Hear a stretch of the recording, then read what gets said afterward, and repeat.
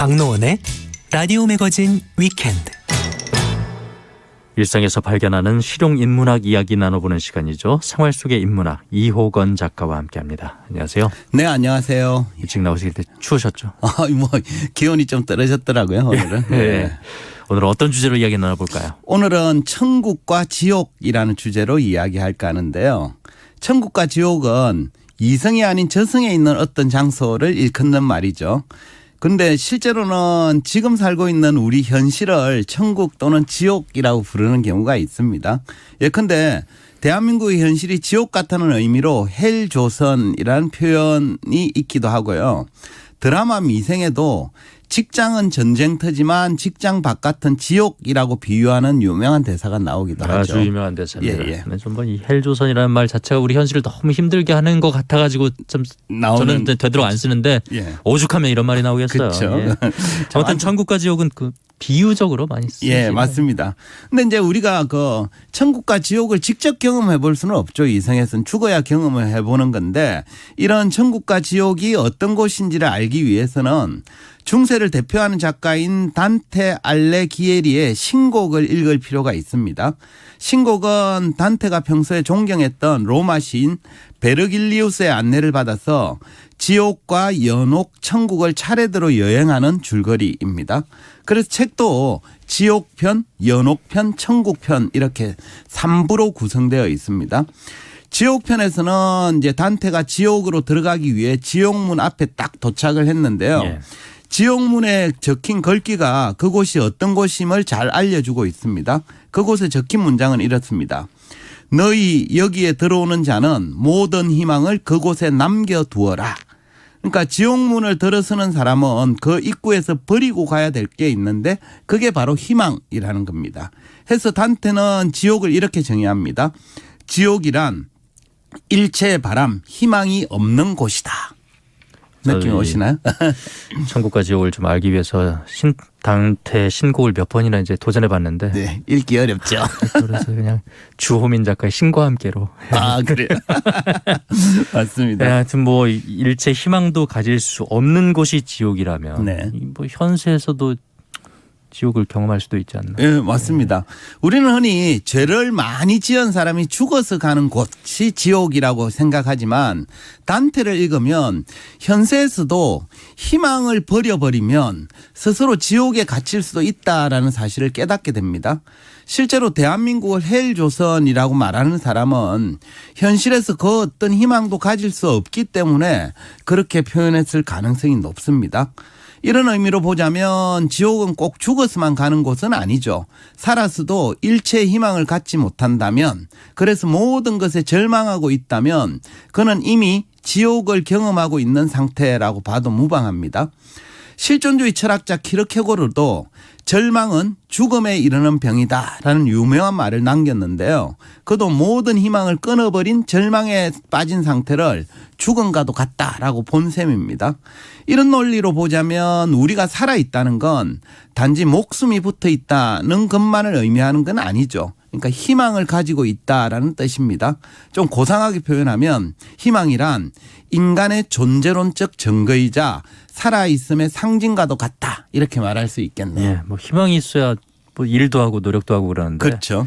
서울 아파트 값을 생각하면 무슨 일할 희망이 생기나. 그럼 뭐 그렇죠, 그죠. 뭐 정상적으로 일해가지고 뭐 아파트 사기 쉽겠어요. 예, 맞습니다. 예. 그래서 이제 헬조선이라는 말이 나오고 있는 것 같은데 이런 말을 하는 분들도 그렇고 현실의 지옥에 있는 사람들도 그렇고 왜 그 어떤 희망도 갖지 못하는 걸까요? 예. 사실 우리가 살아가는 세상이 천국인지 지옥인지는 세상 그 자체로 이미 결정되어 있는 게 아닙니다. 그 세상을 살아가는 개개인의 해석에 따라 달라지는데요. 그래서 같은 시기에 한반도에 살면서도 대한민국을 살만한 곳이다라고 생각하는 사람이 있는가 하면 헬조선이라고 생각하는 사람도 있는 거죠. 이런 차이는 세상을 어떻게 바라보고 해석하는지에 따라 달라진 것인데요. 실존주의 철학자 하이데거는 이것을 존재 가능성의 차이 때문이라고 얘기합니다. 해서 그는 이렇게 주장합니다. 현존재는 존재하는 한 이미, 존재하는 한 언제나 이미, 그리고 언제나 여전히 존재 가능성에 따라 이해한다. 여기서 말하는 존재 가능성이란 무엇으로 존재할 가능성을 의미하는데요. 예.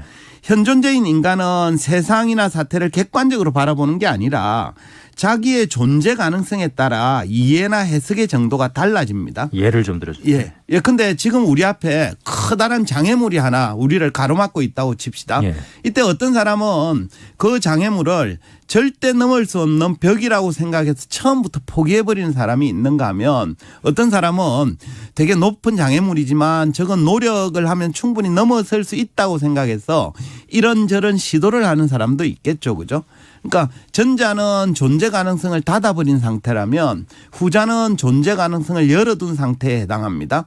그 결과 전자는 그 상태를 지옥으로 해석할 가능성이 높고 후자는 지옥이라고 생각하지 않게 되는 거죠. 존재 가능성을 열어두나 닫느냐에 따라서 네. 희망과 절망이 정해지고 그 네. 결과 열어두면은 이제 희망이 있으니까 천국, 네. 닫아버리면은 절망이니까 지옥 이렇게 나뉜다 이 말이에요. 예, 그죠. 도식적으로는 그렇습니다. 그러니까 하이데거가 말한 존재 가능성은 자기 자신의 미래에 대한 가능성을 얼마나 긍정하는지와도 관련이 있는데요. 네. 그러니까 눈앞의 현실이 아무리 가혹해도 자기에 대한 미래 가능성을 긍정하는 사람이라면 모든 희망의 끈을 놓아버리는 일은 없겠죠. 그 결과 세상을 지옥으로까지 해석하지는 않습니다. 네. 따라서 세상이 어떠한지와 별개로 스스로에 대한 믿음, 그러니까 자기 자신의 미래의 가능성을 긍정하는 게 필요한데요. 이와 관련해서는 제가 철학자 니체의 조언을 들려드릴까 하는데요. 니체는 즐거운 학문이란 책에서 이렇게 적었습니다. 한번 들어보십시오. 우리 모두는 우리 안에 숨겨진 정원과 식물을 갖고 있다. 달리 비유하면 우리 모두는 언젠가 분출하게 될 화라산이다. 그러나 이것이 얼마나 가까운 시간에 혹은 먼 후에 이루어질지는 아무도 모른다. 심지어 신조차도.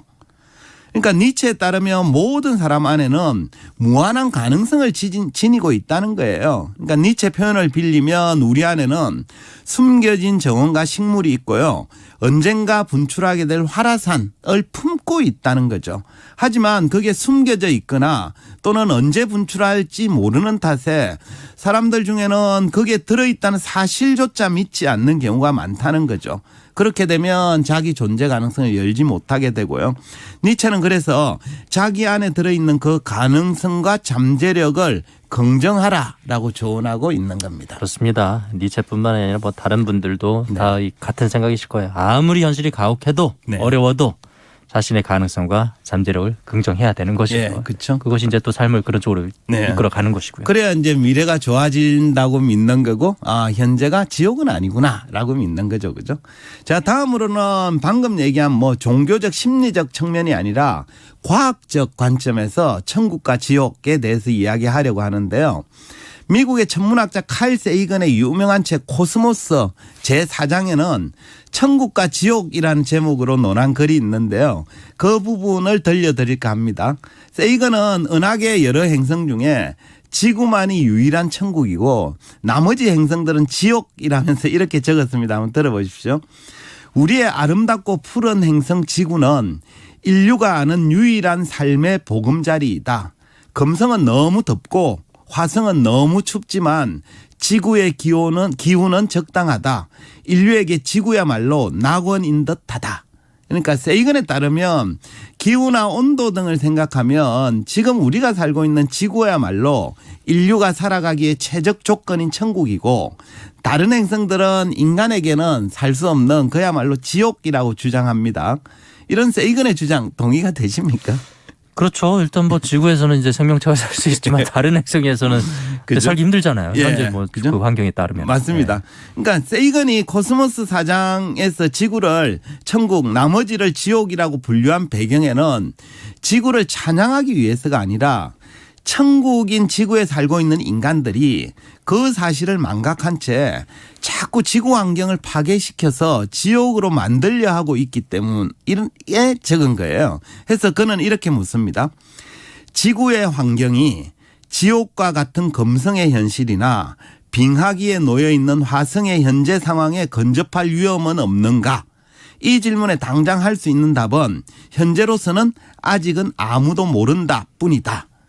그러니까 세이건은 무분별한 환경 파괴로 인해 천국인 지구가 지옥처럼 변할 가능성을 지적한 뒤에 모른다라고 답은 하긴 했지만 이어지는 문장을 보면 뉘앙스는 분명합니다. 그는 이렇게 경고합니다.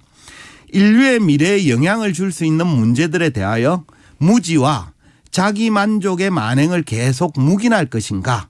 지구의 전체적 번영보다 단기적이고 국지적인 이득을 더 중요시할 것인가? 그러니까 세이건은 무지와 자기 만족 그리고 단기적이고 국지적인 이득 때문에 환경을 파괴하여 천국인 지구를 지옥으로 바꾸려는 행위 이건 당장 중단해야 된다라는 입장입니다. 칼 세이건이 코스모스 처음 편했을 때만 했어도 네. 지구가 이제 지옥으로 변할 가능성에 대해서 모른다고 답했을지 모르지만 네. 지금은 답이 나와 있죠. 그렇게 그렇죠? 변할 가능성이 있죠. 예, 맞습니다. 뭐 세이건뿐만 아니라 수많은 과학자나 뭐 기후학자들이 네. 환경 파괴 위험성을 경고하고 있으니까요. 예, 맞습니다. 그래서 이제 코스모스 4장 그 천국과 지옥 편의 마지막 문장에 세이건이 이렇게 적었습니다. 한번 들어보십시오.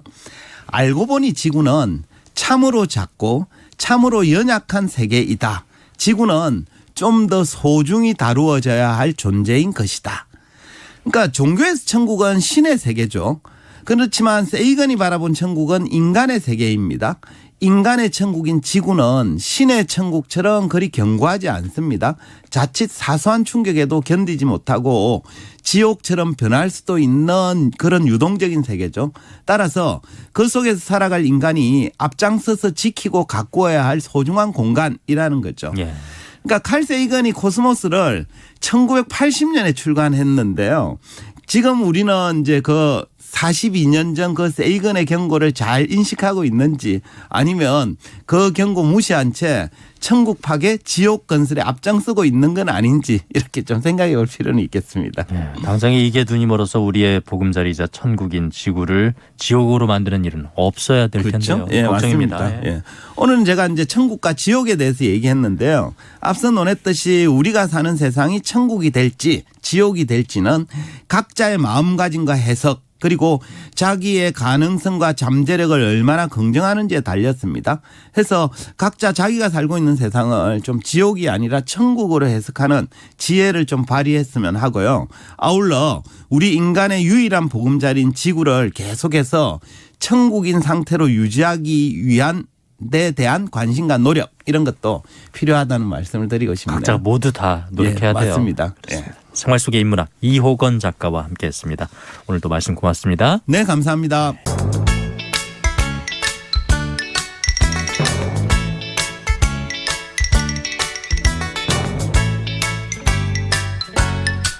박노원의 라디오 매거진 위켄드.